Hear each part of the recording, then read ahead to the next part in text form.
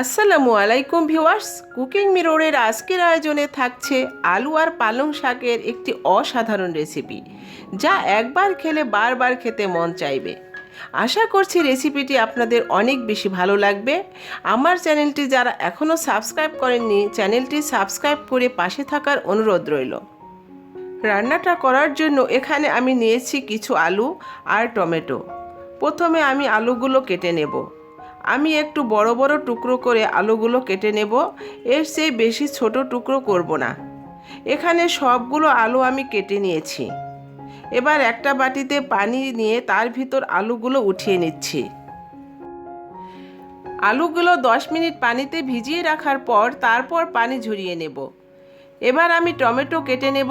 সবগুলো টমেটো লাগবে না। এখান থেকে একটা টমেটো নিয়ে প্রথমে লম্বা লম্বা করে কেটে নিয়ে তারপর ছোট ছোট পিস করে কেটে নেব। টমেটো কাটা হয়ে গিয়েছে, এবার একটা বাটিতে উঠিয়ে নেব। আলু আর টমেটো কেটে নেওয়ার পর এবার আমি পালং শাকগুলো কেটে নেব। পালং শাক বেছে ধুয়ে পরিষ্কার করে নেওয়ার পর এবার কেটে নিচ্ছি। এই রান্নার জন্য পালং শাক বেশ একটু মিহি করে কুচিয়ে নিতে হবে। এখানে সবগুলো পালং শাক আমি এইভাবে কেটে নিয়েছি। এখন চলে যাব রান্নায়। রান্নাটা করার জন্য প্রথমে কড়াইয়ে তেল দিয়ে দিলাম। তেল গরম হয়ে এলে তেলে দিয়ে দেব হাফ চা চামচ লবণ। লবণ দিয়ে একটু নেড়ে নিয়ে এর ভিতর কেটে রাখা আলু দিয়ে দেব। এবার এর ভিতর দেব হাফ চা চামচ হলুদ। হলুদ দিয়ে আলুগুলো একটু ঢেকে ঢেকে ভেজে নেব। আলুতে যখন এইরকম একটা গোল্ডেন ভাব চলে আসবে তখন আলুগুলো উঠিয়ে নেব। এবার আলু ভাজা তেলে দিয়ে দেব মাঝখান থেকে ছিঁড়ে 2টা শুকনা মরিচ এবং আরও দেব 1 চা চামচ গোটা জিরা। এবার এগুলো একটু ভেজে নিয়ে তেলে দিয়ে দেব কুচি করে রাখা কিছুটা পেঁয়াজ।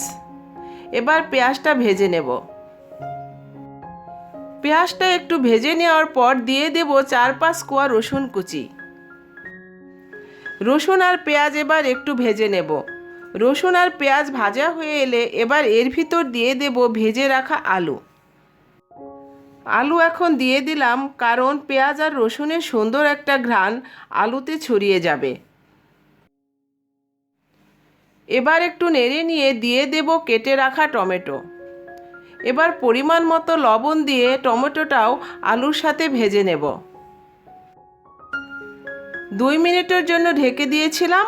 এর মধ্যে দেখুন আলু আর টমেটো অনেকটাই সিদ্ধ হয়ে এসেছে। কী সুন্দর ভাজা ভাজা হয়েছে, দেখে নিশ্চয়ই বুঝতে পারছেন। এবার দেব 3 থেকে 4টির মতো কাঁচামরিচ। কাঁচামরিচ দিয়ে একটু নেড়ে নেব। এবার এর ভিতর দিয়ে দেব কেটে রাখা পালং শাক। সবগুলো শাক দেওয়া হয়ে গেলে কিন্তু নাড়াচাড়া করা যাবে না। এবার এটা ঢেকে দেব 5 মিনিটের জন্য। পালং শাক গরম কড়াইতে দিয়ে নাড়াচাড়া করলে পালং শাকের যে সুন্দর একটা রং সেটা অনেকটাই নষ্ট হয়ে যায়।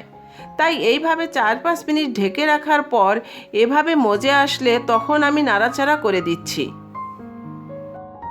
এখন কিন্তু ঢেকে ঢেকেই শাকটা রান্না করে নিতে হবে।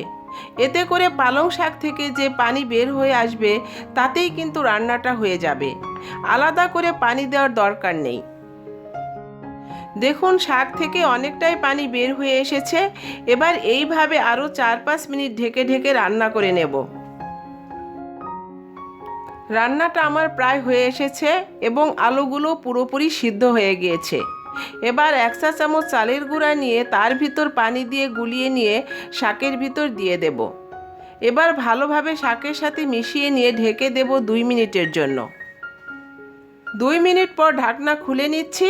দেখুন আমাদের আলু দিয়ে পালং শাকের রান্না কিন্তু একদম রেডি সার্ভ করার জন্য। কতটা লোভনীয় দেখতে হয়েছে, আর খেতেও কিন্তু অসাধারণ। রুটি ভাত সব কিছুর সাথেই কিন্তু দারুণ লাগে খেতে। আশা করছি রেসিপিটি ভালো লেগেছে। আবার দেখা হবে অন্য কোনো মুখরোচক খাবারের ভিডিও নিয়ে। ভালো থাকবেন। আল্লাহ হাফেজ।